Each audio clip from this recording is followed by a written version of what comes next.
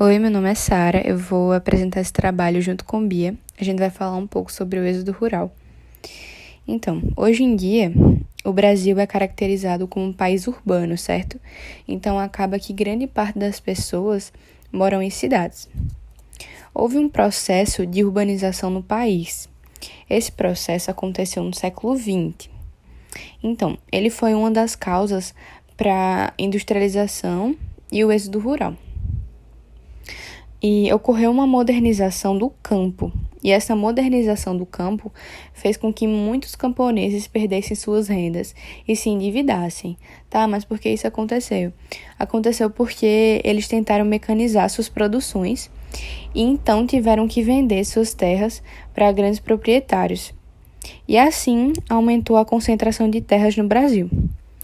Os camponeses migraram para as grandes cidades, como São Paulo e Rio de Janeiro. Eles foram para essas cidades porque essas cidades têm maior possibilidade de emprego, por serem cidades grandes e etc. Então, o êxodo rural aconteceu de maneira intensa e bagunçada no Brasil e em muitos outros países subdesenvolvidos. Resumindo tudo que eu falei até agora, acontece que em pouco tempo, muitas pessoas do campo foram para cidades que não tinham estrutura, ou seja, não tinham preparo para recebê-las.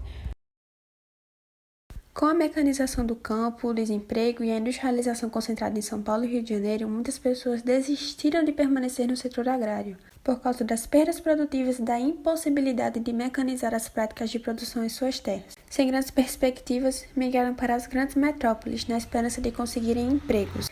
Esse intenso êxodo rural ocorreu entre as décadas de 1940 e 1950, fazendo com que o Brasil deixasse de ser um país rural nas décadas de 1960 e 1970. Isso significa que em mais ou menos 30 anos o Brasil modificou totalmente a sua configuração, se tornando um país urbano. Porém, em algumas áreas urbanas, o êxodo rural causou problemas de natureza social e estrutural, como o aumento do desemprego e do subemprego, o crescimento das favelas e a marginalização.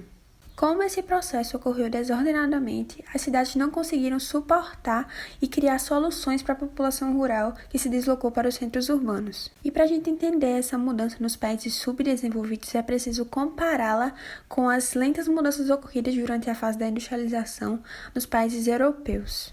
Eles demoraram mais ou menos 100 anos para se tornar urbanos. De certa forma, esse crescimento lento contribuiu para que as cidades europeias oferecessem uma certa infraestrutura para a sua população.